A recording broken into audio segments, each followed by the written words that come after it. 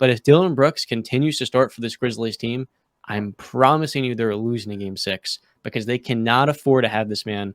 Let me read off to you the shooting splits. It's not just the shooting splits. It's the fact he's not being guarded. Nobody is covering him, and he's still shooting 3 of 15, 2 of 10 from 3 in Game 5, 4 of 11 in Game 4, 3 of 13 in Game 3, 5 of 14 in Game 2, and 5 uses a of 13 in traffic Game cone 1. on defense. Get ready to learn Chinese, buddy, because let me tell you something. Dillon Brooks should not be starting on any playoff team, and for as long as he does, my Memphis Grizzlies, the team that said was a loser when they didn't acquire Kevin Durant, will always be a pretender, not because of the rest of the players in the roster, but because you can tolerate Dillon Brooks' trash ass taking 11, 13, 15, 14 shots per game. That is a real issue in the playoffs, and that was really the only thing I want to talk about in that Lakers-Grizzlies series. Yeah, weren't you the guy saying, these guys were contenders, but not even? I was. But, I did say the Grizzlies were contenders. And you've reevaluated seeing what, I was trying to tell you about this Lakers team. This is not your grandpa's 7th seed or 8th seed, whatever the hell they are. Yeah, there's not much to speak on this series. Listen, Memphis did what they needed to do in Game 5. They took care of business at home.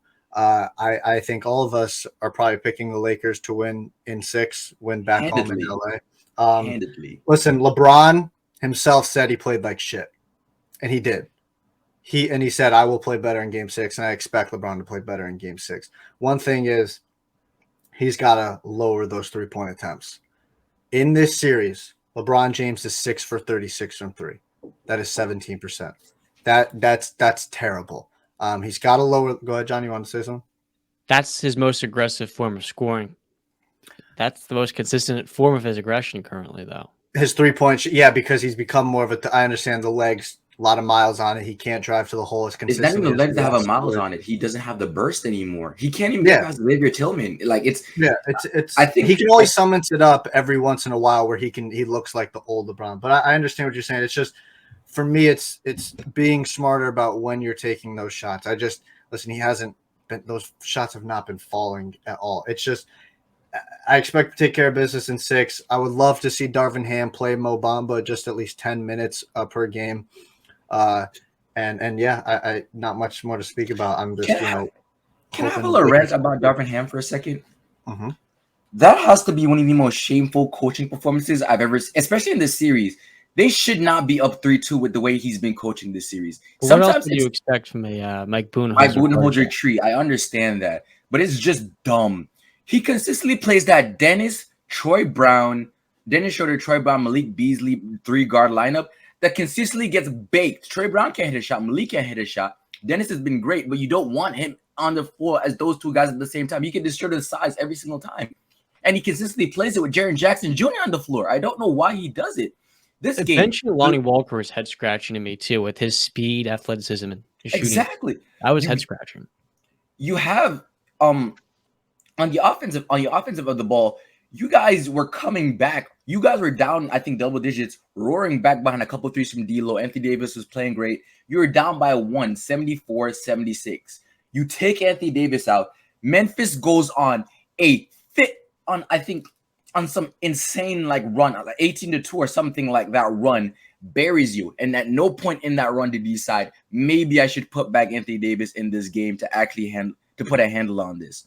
This game was getting away from you so fast after you fought your way back in it, and you still made no adjustments at the end of the day. Rui Hachimura was a revelation for this team in those first 3 games. He now ends the last 3 games with not even double-digit minutes in the first half at all. And not even closing some of these games. It's a problem. It's becoming such a problem where this team's been more than talented enough to end this Memphis team and probably in 5 games, and you put extra miles on LeBron's body for no freaking reason.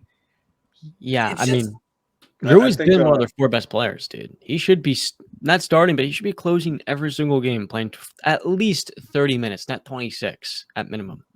This series should have been over in 5. I actually picked Memphis to win this series in 6, but being that the Lakers decided to actually step up, now they have control of this series. But I'll be honest with you, after last night, I think the inconsistent Lakers reared their ugly head, and I think this is going 7. I'll take the Lakers in 7, but like you said, Romain, you hit it. Adding those extra miles on LeBron when you could have this guy resting right now to have him preparing for a round 2. I think this one is a blow to the Lakers. Ultimately, they win in 7, but for rest purposes, this isn't ideally what you want. What's also not ideal is that Luke Kennard's hurt with a shoulder injury. And so now we may be forced to watch Dillon Brooks just jack up one jumper after another. Daniel sends in, how can Memphis allow Dillon Brooks to shoot 10 threes a game? Well, and you got no one else to take the shots. He's open. Everybody else is covered. Somebody's double teamed. He's the guy open. He's not open. He's left wide open. But you watch these games, LeBron is playing off of him. LeBron is in the paint, either waiting for rebounds, helping on drives. Dillon literally seeing an entire side of the floor to his freaking self. It's putting target practice for an NBA player. Bro, I feel like his confidence has to be such in the dirt because the moment he touches the paint, Anthony Davis, for some reason, wants to spike his shot even harder. Like, it's not even a regular block. He's taking like joy in sending your shit to the 5th row. And then you multiple backward Wilsons. You talk all this shit about LeBron and for how bad offensively LeBron's been this series. He's only had success on you.